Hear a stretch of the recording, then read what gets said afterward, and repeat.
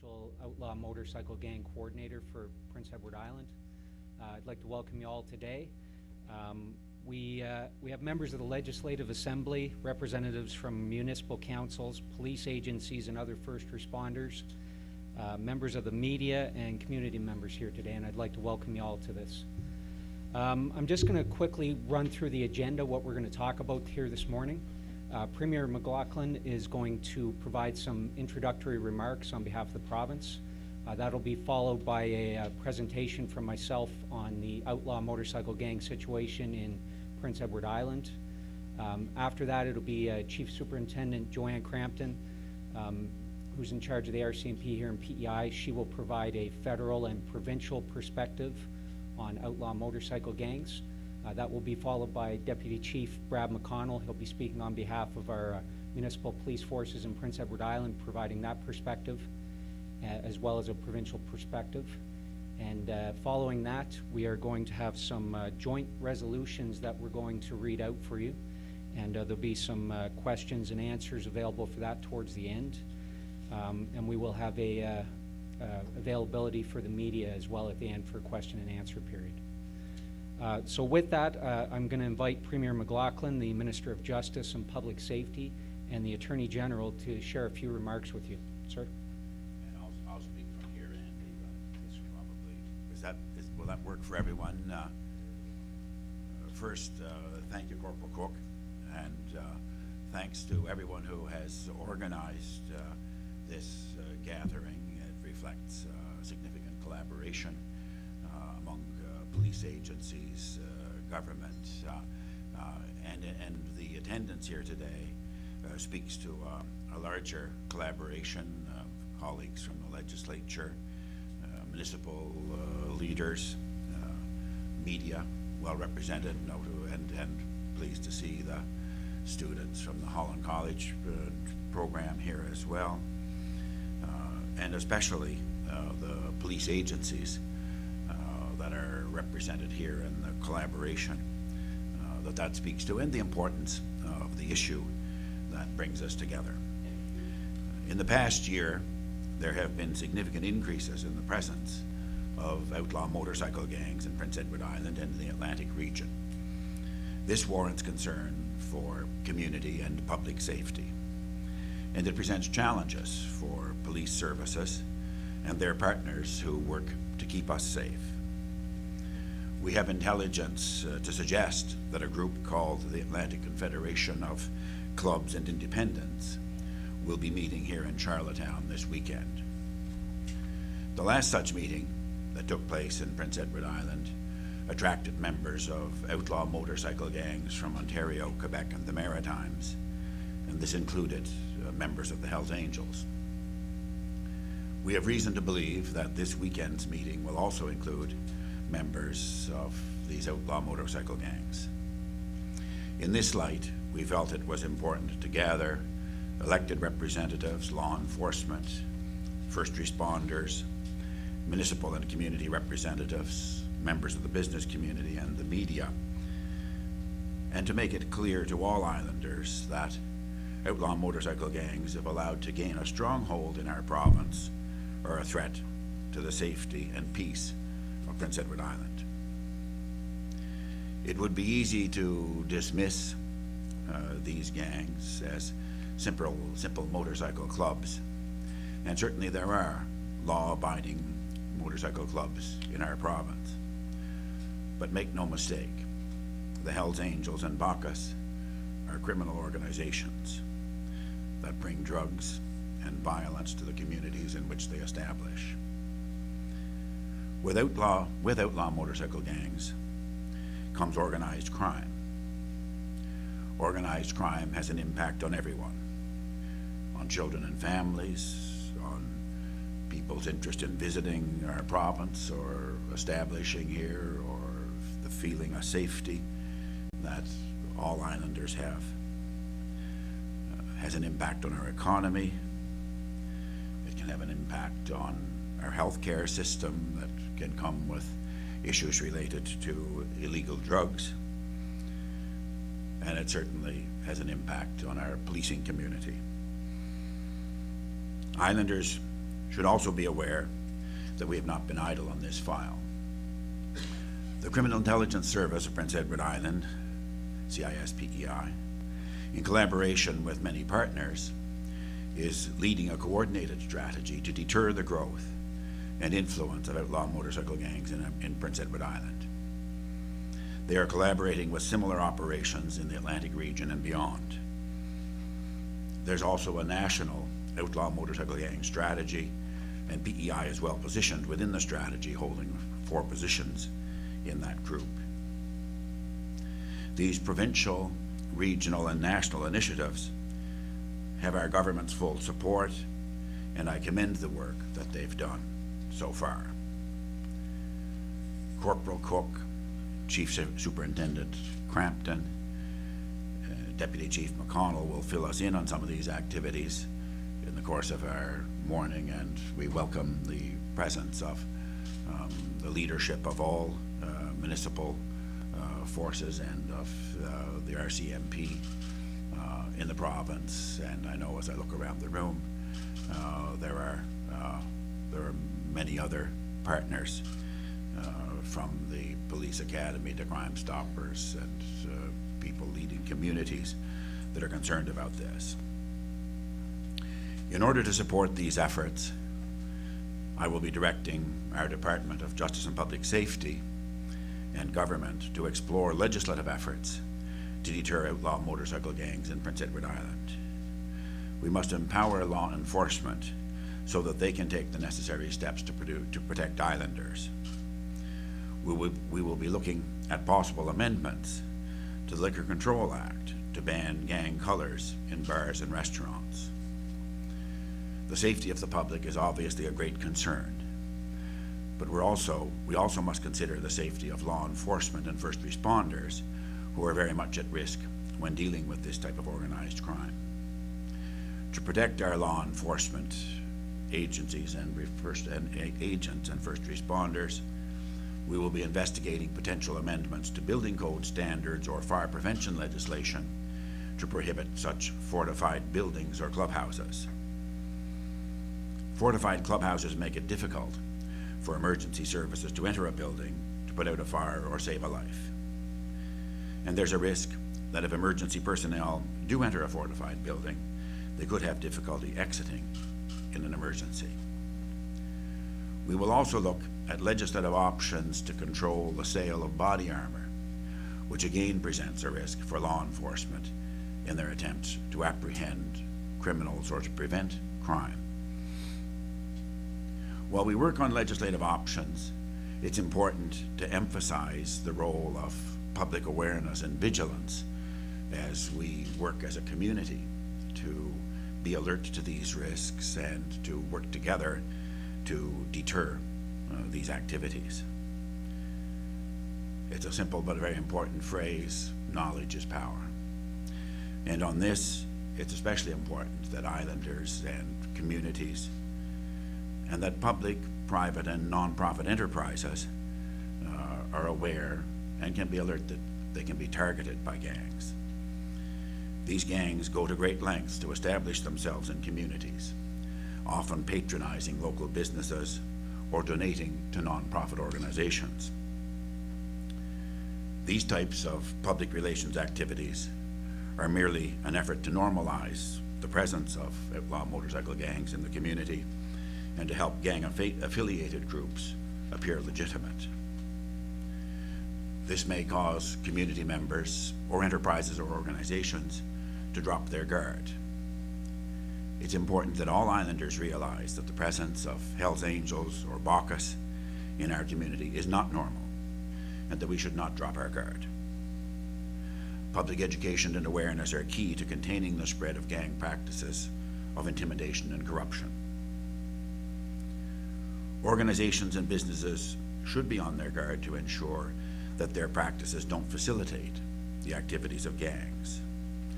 Donations or support received from outlaw motorcycle gangs are in actuality proceeds of crime. If charities accept donations, they may be supporting illegal drugs in our communities.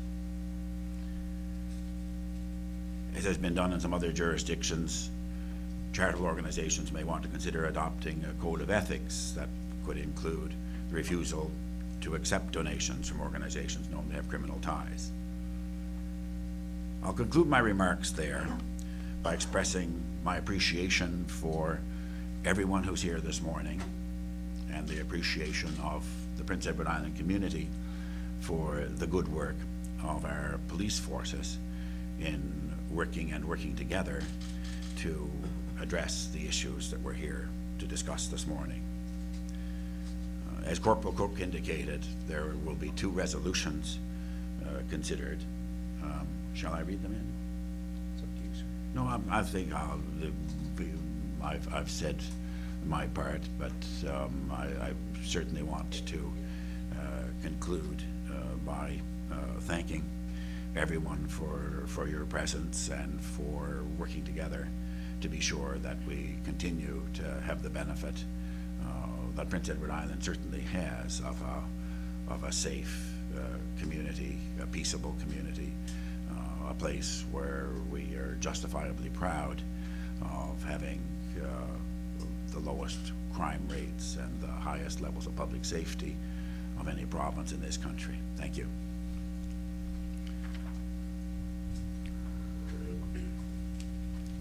Thank you, Premier McLaughlin, for your excellent comments. I'm going to move right into the presentation here. It's about 35 slides, and I have about 30 minutes, so I'm going to burn through a lot of it here. All right, so when we say OMGs, what do we mean by that? It's an abbreviation for Outlaw Motorcycle Gangs. There's an old case, 1986, Regina versus D.R. Brown, where they were defined as any group of motorcycle enthusiasts who voluntarily made a commitment to band together and to abide by their organization's rules, which are enforced by violence, who engage in activities that bring them and their club into repeated and serious conflict with society and the law. And you see on the left, there's what a motorcycle gang is. So for instance, that would be the Hells Angels. The other side would be the motorcycle group. And there's a couple big differences indicated in bold at the bottom. And those would be intelligence gathering. So I'm going to show you some photographs of that. They gather intelligence on the police just like we do on them. There's also criminal activity. And again, as we move along, I'll illustrate that further in some of the other slides. So there's different types of groups out there. There's riding clubs. Here in PEI we have 3. They're designated up front here. Those are the patches for the Vicious Cycle, the Red Island Crew, and the Black Eagle Cycle. There's various riding clubs. A lot of these are made up of people that just want to ride their bikes. But at the same time, we've seen here in PEI some of our riding clubs move up to the next level of motorcycle clubs. So we do keep track of who's who in the zoo because people tend to gravitate towards different types of groups at some point during their tenure. Some will stay with riding clubs, some will decide to move on to other clubs. So any type of bike is what these people can ride. There's usually not what we call a 3-piece patch, which I'm going to show you in some of the extra slides here. Motorcycle clubs. The motorcycle clubs are different from the riding clubs. They have MC on them. And in order to get the MC and what we call a 3-piece patch, which is the common thing that you see, there's a top rocker and a bottom rocker, and those will indicate the club name and where the club is centered. So normally it'll be the town that they're centered in. Or in the case of some other clubs, they'll have Canada on the bottom, for instance. The region. There's more structure usually in these clubs. They'll tend to mirror some of the 1% motorcycle clubs that I'll talk about in a moment. They may have a president, a vice president, different designations within the club, which take on different duties within the club. In order to get a patch of this type, the Outlaw Motorcycle Gang culture says you have to go to the club that is the dominant club in your area. So for instance, for years here it was the Bacchus Club. You would go and you would ask permission to wear this 3-piece patch. And that's important in Outlaw Motorcycle Gang culture, asking permission from the dominant club. And quite often we see these clubs wearing a support patch. So some of our clubs here in PEI, they support Bacchus patches, for instance. If you go to different provinces, they may have a support Hells Angel patch. 1% motorcycle clubs. When we say 1%, that's years ago. This was something that came out, and the statement was made by the American Motorcycle Association that 99% of motorcyclists are law-abiding citizens, and 1% don't feel they have to abide by the rules. And that's where arguably the 1% designation comes from. They're different than your average motorcycle club. When we say 1% here in PEI, we're talking about the Hells Angels, who are moving into our province, and we're talking about the Bacchus Motorcycle Club that's been here since 2012. So you have to ride a Harley-Davidson or American motorcycle to be in one of these clubs. There's a lot more rules. There's a lot more structure to these clubs. They have a president, a vice president, a secretary, a treasurer, a sergeant-at-arms, different designations within the club. The rules are enforced strictly and often by violence. Someone in the club, for instance, a sergeant-at-arms, may employ violence to enforce rules within the club. Criminality is also something that is very commonly associated to these clubs, as you heard Premier McLaughlin mention here. The Bacchus Motorcycle Club and the Hells Angel Club, they do have a demonstrated history of being linked into criminal activities. The colors and patches that they wear, each one of these patches on someone's vest indicates something. I talked about the three-piece patch earlier. The center portion will be the club's logo. For instance, this is the Hells Angels logo in the center. Any of the other ones I've shown you previously would also have the club logo in the center of it. Over on the other side here, on the right side, we see some different designations. A lot of clubs will have, for instance, the Hells Angels have AFFA, Angels Forever, Forever Angels. Some of the Bacchus people wear BFFB, VFFV. It tends to be whatever your club name is, forever, forever, whatever your club name is. That's a common one we see. One of the most important things that we have on this vest up here is the little one on the left breast. And for instance, our local Hells Angel Club here, that's all they wear. It says Woodbridge on it. Hells Angel Hangaround Club here in PEI, Woodbridge. That's one of the most important patches we see on someone's vest, because that tells us what club they are from. On the back, for instance, of the Hells Angels, it says Ontario on the bottom. That's also a strong indicator for us of where they're from. It's important. People shift around. People move to different clubs, so it's important that we're able to tell who's attached to which club at any given time. Side rockers, those are the ones down on both kidney areas of the vest you see up top here. Those can indicate association or friendship with another club, and we commonly see those on quite a few vests now. Some of the other patches which are less frequently seen these days, DeQualo. That means that you've visited violence on someone in the law enforcement community. We don't see those as much anymore because they don't want to advertise that they're a violent group. It goes against things like charity rides and turkey drives for them to wear something like that. We have seen people with tattoos. There's a photo I've seen of a guy with a tattoo above his eyebrow that says DeQualo. The filthy few is another one. The filthy few means that you have killed someone for your group. This is kind of limited to the Hells Angels, and again, you very rarely would see this now. We do have indications of people having tattoos with this on them, but it indicates that you've killed someone for the club. The executive patches I talked about before, there's a number of other different patches that you may see out there. These are some of the main ones. So the hangaround status, you notice the Woodbridge patch up there. Again, that will be on the left breast of the vest. That's important for us to know with a hangaround, because that's the only indication that's going to be on that vest. There's not going to be anything on the back. There'll be nothing else on the front. That's all they're allowed to wear. It tells us where they're associated. So our group here, for instance, Woodbridge, the other one up there is London, and that would be the Nova Scotia group. They are a hangaround for the Woodbridge, Ontario Club of the Hells Angels. So they're attached to that club right now, because there is no club existing right now in Nova Scotia or in Prince Edward Island. Your hangaround is the first stage. So that's where you're starting off and you're proving yourself. That can be 6 months to up to 2 years. That's all dependent on what they think of you as a hangaround. After this, you would move up to the next stage. You're proving yourself during this. These are the people that personally, the hangarounds and the prospects, when I deal with outlaw motorcycle gang members, these are the people I worry about, especially when I worked in other provinces like British Columbia. They may take it on themselves to move up the chain by doing violent acts against police, and we have seen that in the past in other provinces. The prospector striker, different designations for different groups. Bacchus uses striker, prospect is used by the Hells Angels. And some of our other groups on the island, it's a mishmash of the two. But what it is, it's the next level up. So you're above the hang-around, you're still below a full patch member. But you've done significantly well enough that they think enough of you to move you to the next level. And this is a process. When you join an outlaw motorcycle gang, it's a process. You don't just start off and get a full patch. That's not how it works. You have to prove yourself over an extended period. So there's different levels. The bottom rocker you get with this one, so that would indicate where you're from. The MC goes on as well. You don't get the middle patch from your club logo, and you don't get the top patch that says the club name.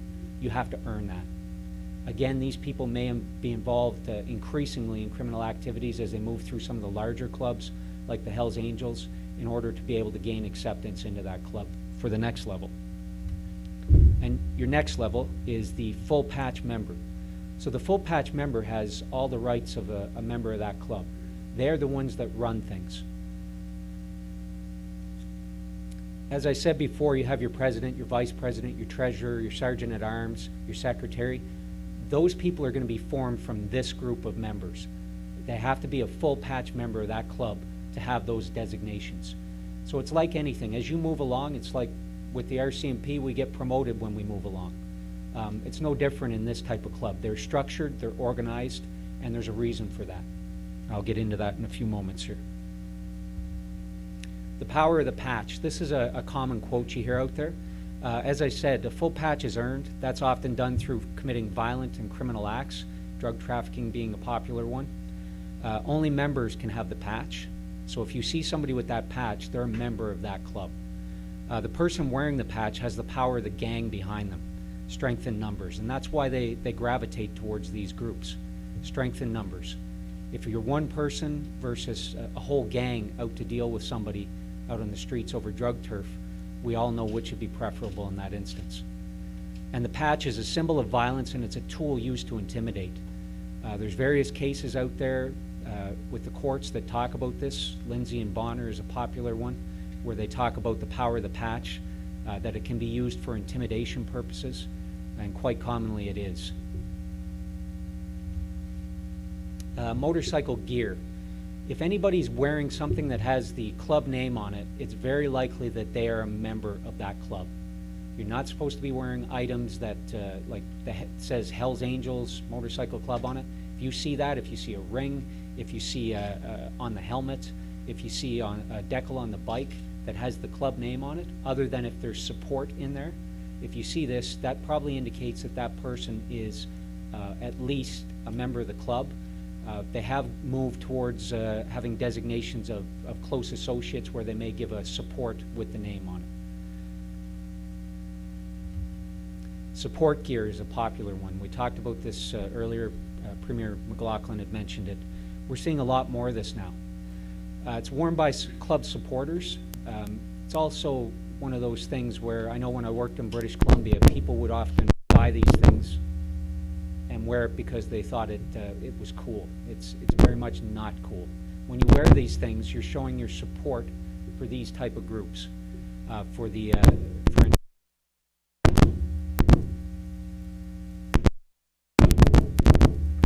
Sorry, am I doing that?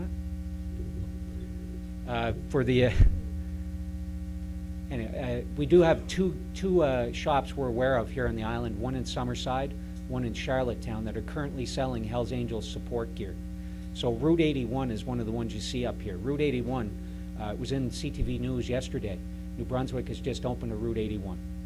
So we're seeing it here in the Maritimes. We're seeing an increase of it. People who buy this, the money that goes towards this supports Hells Angels who are currently in custody. It supports giving money into their canteens, and it supports the club. So buying this stuff and wearing it around shows that you support a criminal organization. And we're asking people not to do that. We don't want criminal organizations in our province. And again, there's a variety of products. There's hats, there's stickers, there's t-shirts out there. You may be able to find rings and jewelry out there. There's a variety of things that you can buy from these shops that sell this sport gear.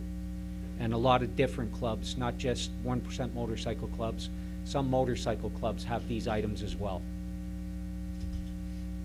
Some of the support gear messaging, I mean, you can read it yourself up here. It's kind of disturbing. When in doubt, knock 'em out. Snitches get stitches. Don't let your tongue get your teeth knocked out. Support red and white, and there's a guy with a gun and a hammer standing there. And my favorite, we will die in a fight to keep this city red and white. Red and white and Support 81 and all those types of things, that's all to do with the Hells Angels. So sporting these types of shirts, it sends a bad message out there to the community, to youth in the community as well. But it also shows that you're supporting a violent criminal organization when you wear something like this. And these types of slogans on their t-shirts illustrate who they are and what they're all about, better than anything I can say to you here today. They're quite disturbing when you look at them and you think about what they mean.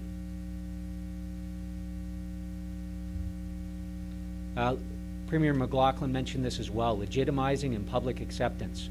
We have motorcycle clubs and 1% motorcycle clubs. They'll involve themselves in toy runs, turkey drives, photos with members of government and city town officials. Usually that's a sneak attack where they'll show up and stick their hand out to, they have their friends standing off to the side to get a photograph when the unsuspecting member of government happens to shake their hand. Charity rides and big tippers at local businesses. Those are some of the methods they use to try and legitimize themselves with the public. The public sees one face. As a police officer, we get to see a different face. And that's why I encourage everybody to run, for instance, Hells Angels in War or Hells Angels in Drugs on the internet. You'll find some very telling things when you do that don't support this type of legitimizing that they take on. So PEI, Outlaw Motorcycle Gangs, 2011, this was the landscape in PEI. We had the Charlottetown Harley Club. They were founded in 1980. They've been here for quite some time, based here in Charlottetown. And we had the Cerberus. They were a non-1% motorcycle club at the time, and they were formed in 2009. They were located down in Alliston, PEI, down towards Montague.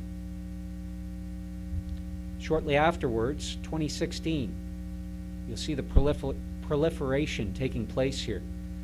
Still, we have the Charlottetown Harley Club. In 2012, our Cerberus patched over and became our first Bacchus Club here in Prince Edward Island, our first 1% motorcycle club. We have the Dying Breed, formed in 2013, located in Summerside. They're currently a motorcycle club. We have the Villains, the Prince County Villains. They started out as a riding club, then they formed a motorcycle club. And it's quite often you will see groups like that. Cerberus, the Villains are good examples how you can move from a riding club to a motorcycle club on up to a 1% motorcycle club. 2014 they were formed. The Saints have a little bit of a different rocker, but they are a motorcycle club. And they were formed in 2015, based out of Charlottetown area. And just last weekend, our Alberton Club received their full patch. So we now have 2 full patch Bacchus clubs on Prince Edward Island. So last weekend, they went from striker status to full patch status. And we now have 2 Bacchus motorcycle clubs here. And of course, the one that showed up right at the start, the Woodbridge Hells Angels Hang-Around Club, located here in, right here in Charlottetown, 205 Fitzroy Street. I'll show you a photograph of that in a second here. And they were formed November 2016, so very recently. Bacchus is a 1% motorcycle club. I'm going to focus a lot on the Hells Angels right now because that's the topic that seems to be most in play right now. Don't think I'm minimizing Bacchus when I talk about this. Chief Superintendent Crampton is going to have some more comments towards Bacchus in a few minutes for you. The Hells Angels are some group that's been around for many years, since the 1970s. So why are we worried about them? Well, I said earlier, go on and Google Hells Angels and drugs, Hells Angels and war, and you're going to see some interesting things. Yves Apache Trudeau, he killed 43 people. Maurice Mum Boucher, convicted of ordering the murders of 2 Quebec prison officers as an effort to destabilize the Quebec justice system. He was also leading the club that was involved in 165 murders during the biker wars in Quebec. This is recent. This is from last year. These are 2 members, the president and vice president of the Ottawa Nomads chapter, the Ontario Nomads chapter of the Hells Angels. Last year, they were both shot. So one was riding his motorcycle, the vice president, and he was shot. And they didn't die, either one. But this just illustrates to you the violence. It's not stopping. Just because Mr. Apache Trudeau back in the 1970s did his thing, this is not stopping. This is here and now. And Ottawa is not that far away. These people come to your island every year to visit. Drug trafficking. This is an extremely small sample of what you can find if you want to go and look on legal websites like Canley, or if you just want to Google it on the internet. 2002, Halifax Hells Angels arrested for drug trafficking. That's why we haven't seen that group active since then. 2007, 18 Hells Angels from Woodbridge and Toronto chapters arrested for guns and drug charges. Woodbridge is the chapter that's sponsoring our club here in Prince Edward Island. 2009, Operation Shark in Quebec, 123 Hells Angels arrested for a variety of offenses, including murder, drug trafficking, and criminal organization offenses. 2013, BC Hells Angels arrested in Spain for trafficking 500 kilograms of cocaine. 2016, just recently, BC Hells Angel convicted for conspiracy to import 200 kilos of cocaine. Mr. David Giles, who, if you check him on the internet, you'll see that that's not his first time around. That's just a small sample of Hells Angels and drug trafficking, how they go hand in hand. So I've said this before in the media. This is your island. It's not their island. And you tell me, do these 2 things go together? Prince Edward Island, the gentle island, and Hells Angels at war? My opinion is they don't. That's what they bring to your province, just so everybody is very clear on that.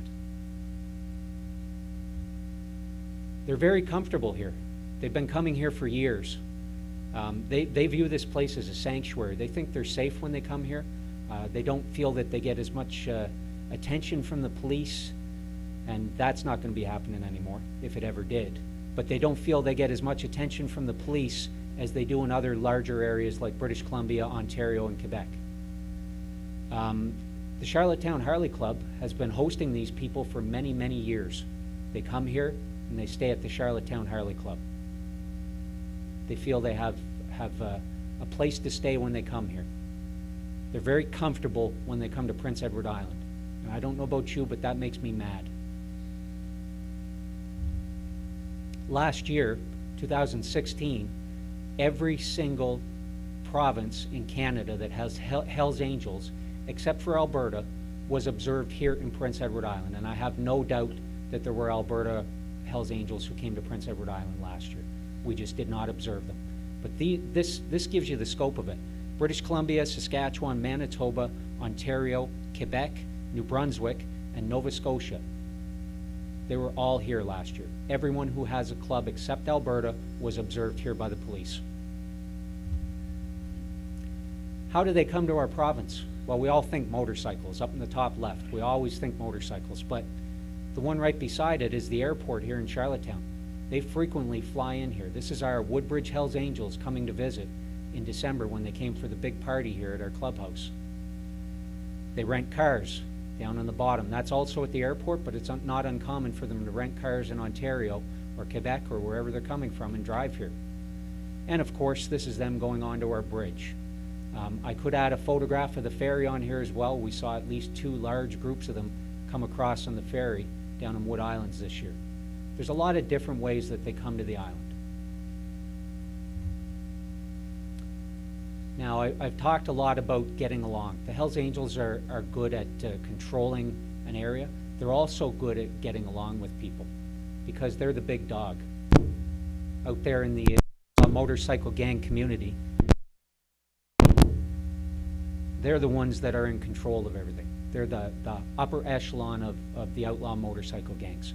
This is a picture taken a couple years ago with a member of the Charlottetown Harley Club, a Hells Angel member from Manitoba, and a member of the Bacchus Motorcycle Club down in Prince County. And now all three of those people are Hells Angels. We have two on the sides there. One of the Bacchus members, one of the Charlottetown Harley Club members are part of our new Woodbridge Hells Angel hang-around club here. Things change frequently in the world of outlaw motorcycle gangs. This is taken at the airport. This is one of our Woodbridge Hells Angel hang-arounds, sporting his vest while he was out picking up the gentleman I showed you previously, who are with the full patch members of the Woodbridge Hells Angels from Ontario, sporting this around our airport. And as far as our club goes, we had two members of our Bacchus in Kings County moved over to that club. We had two members of our Charlottetown Harley Club moved over to that club. We had three members of our Saints move over to that club. We have one member of the Gatekeepers in Pictou, Nova Scotia, who's moved over to that club. And we have and one member of the Villains here on PEI, former member of the Villains. They've all moved over. They left those clubs and they came to this Woodbridge Hells Angel hang-around club.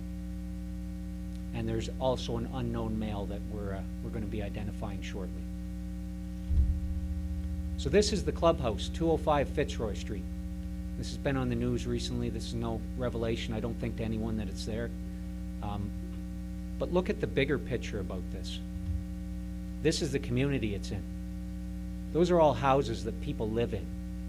And what do we have right in the middle of it now? A Hells Angel clubhouse. It tends to go out into your communities. I talked about counter surveillance at the start.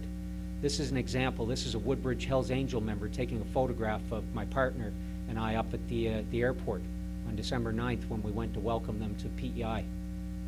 This is also another member of one of the motorcycle clubs here in PEI taking a photograph of members at a roadblock that we were conducting. So the Atlantic Confederation of Clubs. The next ACC meeting will be held Saturday, January 21st at 2 p.m. at Hot Shots Lounge in Charlottetown, PEI. That's where we're going to be on Saturday. Myself, other outlaw motorcycle gang investigators, Charlottetown Police Service and Summerside Police Service, we're all going to be down there, and we're going to be keeping an eye on things to make sure that we'll be gathering intelligence from my side. We'll also be ensuring that things don't get out of hand. These groups, the people that come to these groups are varied. There's independents, there's people from the Hells Angels, there's a variety of people that show up. This is from their website. So the Atlantic Confederation of Clubs, the Confederation's major focus is in the area of biker discrimination. In their effort to achieve this goal, the member clubs gather regularly to discuss incidences which have occurred to members of participating clubs. The facts are laid out and discussed. Then, if it seems appropriate, a vote is taken as to whether to pursue the matter, even through the courts, if necessary. If affirmed, litigation is embarked upon. Our confederations know that the war will be long. Perhaps none of us will ever see the end of it, but we are united in our dedication to fight every battle and win every one we can. The enemies of motorcycling will learn, if they haven't already, that the harder they fight us, the closer and more united we become. That's from the website. So it's a large group of 1% motorcycle clubs, riding clubs, and independents who meet. Usually around 75 to 100 people show up to these. The last few we've been to, there's been a large amount of red and white type clubs who've showed up and seem to congregate quite a bit at the end of it. Hells Angels and a lot of their what we call puppet clubs, like the Gatekeepers. So this is based on the Ontario Confederation of Clubs, which has been around a lot longer than our Atlantic Confederation of Clubs. They have their own website. There's a biker-friendly versus blacklist on there for restaurants and for bars and whatnot. You can go on and look at that yourselves. I'm not going to name off anything that's on there. But they also pay a yearly fee to be part of this, and they meet and they discuss biker discrimination. So we have no problem with them meeting. There's no issue with that. It's if they feel it's freedom of association. We live in Canada. We're not in a country where you're not allowed to freely associate. But there's some concerning things about that. Why are we so worried about the police and rules? I take you right back to the 1% comment. We don't have to abide by society's rules. So here's a claim that seems to be out there. I hear this quite a bit. 1% and motorcycle clubs commonly claim they're all just motorcycle enthusiasts. But if you look at the evidence, the things I've talked about here, they're not all just motorcycle enthusiasts. Some of them are. I'm not going to stand here and tell you every single person involved in these clubs is a bad person. They're not. Everybody who rides a motorcycle is not a bad person. My dad rides a motorcycle. My partner here rides a motorcycle. Not everybody who rides a motorcycle is a bad person. 99% of them are good people that are not involved in criminal activities. We care about the people that are involved in criminal acts. Not all these people commit criminal acts, but the membership supports others' criminal acts by reinforcing the power of the patch that I talked about earlier. So whether you're doing it yourself or somebody else is committing that act, by you being part of that group association, you strengthen them in their criminal activities out in the street. The police are focusing on the criminality associated to motorcycle clubs, not on motorcycle riders themselves. I want to make that really clear. Our message to 1% motorcycle clubs and motorcycle clubs is if you truly just want to ride your bikes, then report members of those clubs that are involved in committing crimes. If that's all you're doing is riding your bike and you're not involved in anything, then tell us about the people that are involved in that. Do what's right for your community because you are a part of your communities here. So we need your information. We end this on every press release we do, on every talk we do. Call Crime Stoppers, 1-800-222. Call your local police. And I'm not going to, we do pay for accurate information that leads to results from informants. So that is out there. I'm not going to disguise that. We do have paid informants. And we're more than willing to talk to anybody that has information on criminal acts committed by 1% motorcycle clubs or motorcycle clubs, just like we'd be willing to listen about any other criminal activity that takes place. So that's the end of the presentation. Thank you very much. And I'm now going to turn this over to Chief Superintendent Crampton to give us some context from the federal and provincial level. Ma'am? Can everyone hear me in the back? Okay. Honorable Premier, invited guests, law enforcement partners, members of the media, thank you for the opportunity to be able to speak to you this morning on what we feel is a very important topic. Outlaw motorcycle gangs, or OMGs, are not a new phenomena for law enforcement agencies across the country or even in this area of the country. The 1% Bacchus Club was first formed in New Brunswick in the 1970s. Bacchus is one of the oldest, and if not the oldest, OMG group in the country. PEI is home to 2 Bacchus chapters, as Andy has mentioned, and he's already explained the significance of the 1% patch that law enforcement is quite aware of, and the importance that the outlaw motorcycle gangs place on this patch, along with their club colors. We're here today to tell you what lies behind these patches. Corporal Cook has given a great overview of the characteristics of outlaw motorcycle gangs versus riding clubs. The patches are worn to signify territory and to instill fear among rivals and within their criminal enterprises. As some of you may be aware, there's a case currently before the courts in Nova Scotia where 3 Bacchus members are charged with criminal offenses including uttering threats, extortion, intimidation, and criminal harassment, all committed for the benefit of the Bacchus Club. They're also being charged as a criminal organization. These charges stemmed from non-members wanting to create their own riding club patches, which the Bacchus allegedly did not support. Again, with the Bacchus, it wasn't that long ago, in 2012 specifically, that the then president of the St. John's Bacchus pled guilty to manslaughter and was sentenced to 10 years in prison stemming from an incident that occurred right outside the doors of the clubhouse in St. John. We also know that the Hells Angels have an interest in Atlantic Canada. We saw the first Gatekeeper Support Club in Nova Scotia a few years ago, and within the past 7 to 8 months, we have seen the reestablishment of the Hells Angels in Nova Scotia in the form of a hang-around club in the Halifax area that's affiliated to the London Hells Angels chapter.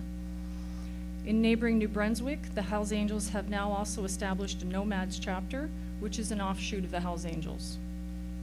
In September 2016, a police operation in Newfoundland and Labrador saw multiple arrests, 11 in total, and more than 50 charges ranging from second-degree murder to participation in activities of a criminal organization to conspiracy to trafficking in a controlled substance following the investigation into a 2014 homicide in the Avalon Peninsula. All but 2 of the men charged were members of the Vikings, which is a motorcycle club affiliated to the Hells Angels. Here in Prince Edward Island, a hang-around club of the Woodbridge, Ontario Hells Angels has formed, as Andy has described, and they have their clubhouse not far from where we're meeting here today.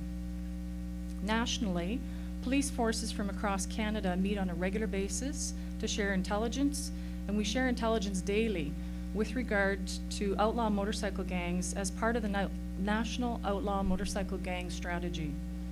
PEI investigators and Criminal Intelligence Service PEI, which serves all island police agencies, are part of those discussions, and we participate in sharing information, work collaboratively with our partners in other provinces. OMGs cross all borders and affect lives of Canadians everywhere. I'm pleased to see so many people here today who are obviously concerned and interested to hear what we have to say. Collectively, we can work to ensure to help illegal activities associated with outlaw clubs not be welcome here in our province. So what can we do to accomplish this? It's vital that the policing community continue to gather and share intelligence with respect to outlaw biker activity across the province, and that police agencies across the country continue with regular communication with each other, analyzing trends and information, and assisting with investigations regarding outlaw biker activity. This needs to continue, and I know it will. Community members can assist in their efforts by reporting any suspicious activity to police or Crime Stoppers, and by not supporting these clubs. Don't frequent their parties. Don't buy support gear. As Andy mentioned, we have 2 stores in PEI that are currently selling Hells Angels support gear. And another way to send a message is to not accept any charitable donations from outlaw motorcycle gangs. I encourage charities everywhere to be very wary of accepting donations from outlaw motorcycle gangs. By doing so, you're indirectly supporting organized crime. I'd like to share the following description of organized crime from a 2006 Public Safety Canada report entitled Working Together to Combat Organized Crime. Organized crime affects Canadians' basic rights to peace, order, and good government. Although the effects of illicit activities are not always obvious, all Canadians, through one form or another, feel them through victimization, higher insurance rates, fewer tax dollars to support social programs, and the eventual undermining of Canadian institutions and consumers. No community is immune from the effects of organized crime. I'd like to thank the government of Prince Edward Island, and in particular the Premier, for taking the initiative to organize today's planning session. And I'd like to thank you for attending this discussion this morning. I look forward to realizing a collective goal of disrupting organized crime, and in particular outlaw motorcycle gangs in our province. Thank you.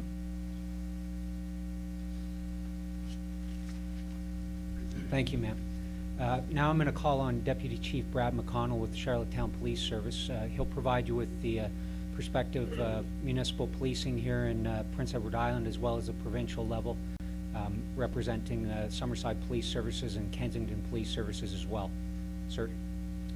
Thank you, Andy. First of all, Mr. Premier, MLAs, ministers, elected officials, Your Worship, and the Worship of Summerside I see here. Thank you for all coming here today. Before I make my formal comments, I'd like to offer regrets on behalf of Chief Paul Smith, who was out of the province this morning at an important Canadian Police Association meeting in Vancouver. I would also like to thank Premier McLaughlin on behalf of the municipal chiefs for facilitating this very important discussion on the emerging OMG threat to our province. These collaborative and inclusive discussions are key to raising awareness to these very real threats to our province and communities. As police leaders, we must understand that this collaboration must extend beyond just conversation. We recognize that organized crime and OMG groups transcend jurisdictional boundaries and have embraced technology to engage in traditional criminal activities in more innovative ways. Similar to legitimate businesses, organized crime groups have utilized cell phones, instant messaging, GPS, electronic data and money transfers, and other forms of technology to grow their criminal enterprises. We must also recognize that for our law enforcement officers to keep pace, we must continue to develop and share our technological skills, resources that are necessary to fight organized crime in this digital era. This also requires us to have a renewed emphasis on cooperative actions and intelligence sharing. We are very fortunate to have a police academy in our province, and all agencies must support and expand the training opportunities it offers to better prepare our officers to meet these challenges. We are also committed to working with our cities and provincial services in drafting bylaws and legislation to prevent the erosion of the high level of public safety we all enjoy in this province. Just recently, the Charlottetown Police Services has taken the lead on behalf of the PEI chiefs to draft recommendations to the province for amendments to the Liquor Control Act. These recommendations would prevent OMG members from wearing their colors in licensed establishments. It has been proven in the past that the mere presence of gang members wearing their colors has intimidated business owners and patrons. So as you can appreciate from a policing and tourism perspective, it is in the best interest of all Islanders to ensure we maintain a safe and secure environment for all residents and visitors. All municipal police services on Prince Edward Island deliver services from a community-based policing concept, and the basic principle that police must work in partnership with their communities to solve problems. In the past, we have enjoyed great success through these partnerships because the island is blessed with so many engaged citizens and businesses who have recognized that public safety isn't solely a policing responsibility. Again, we will need the support of island residents to play an important supporting role to law enforcement in reducing the impact of organized crime and this emerging OMG threat to our communities. For many people, the words organized crime bring to mind the gangster stereotypes presented by the entertainment industry. We have come so accustomed to associating those words with movies and works of fiction that the subject now seems somehow unreal and certainly far removed from the daily lives of Islanders. The truth is, however, that organized crime affects our families, our communities, and our province in ways that many people simply don't recognize. For example, few Islanders would make the link between drug addictions that have affected our families and friends and organized crime groups. But I can certainly tell you from a policing perspective that the organized crime groups like the Hells Angels and the Bacchus are largely responsible for the illicit drugs in our communities and province. As police chiefs, we urge all Islanders not to lend credibility by supporting, embracing, or being complicit in dealing with those who have chosen or may choose to be associated with criminal organizations such as the Hells Angels or their affiliated clubs. Law enforcement does not have a magic wand to get rid of these criminal elements from our communities. The government will help us be successful. It is my pleasure to be here today. And in closing, I want to leave you with one message echoed by all municipal chiefs in this province. We are committed to working closely with our provincial and federal policing partners, our citizens, and our governments in addressing this and other serious threats to our province. Thank you.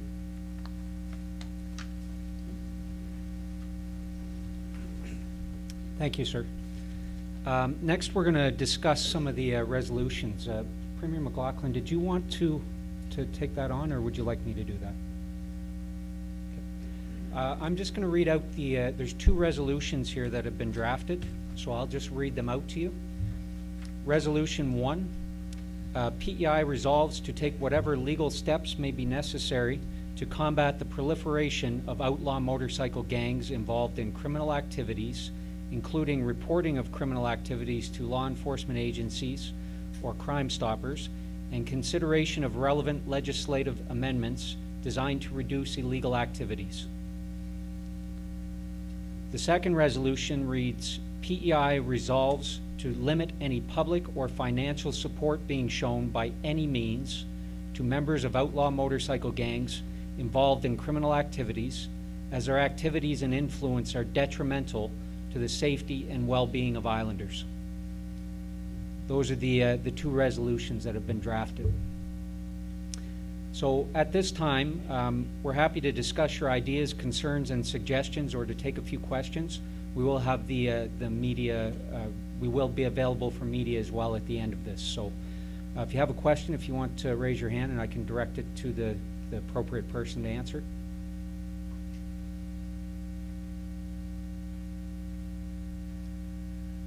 And Corporal, just while folks are thinking about any points they may want to raise, let me say that the resolutions that you've read have the full support of government, and it's telling that there are 7 members of the legislature here today from all parties, and when you see the municipalities and the leadership reflected here, the policing agencies, I think the fact that we're here together this morning is a strong endorsement of the substance and the spirit behind those 2 resolutions.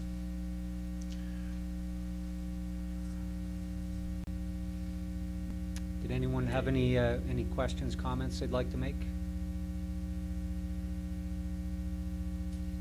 Okay.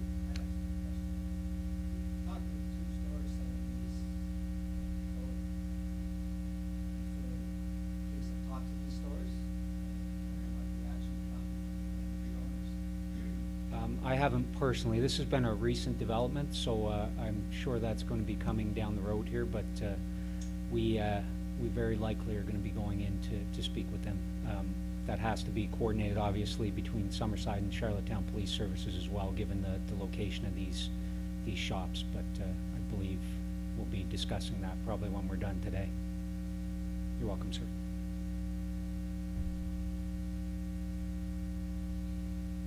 Okay, if there's no further comments or questions, we'll conclude today's planning session, and spokespeople will now be available for media interviews. And I want to thank you all for coming. We look forward to continuing our joint efforts to prevent the proliferation of outlaw motorcycle gangs in Prince Edward Island. Thank you.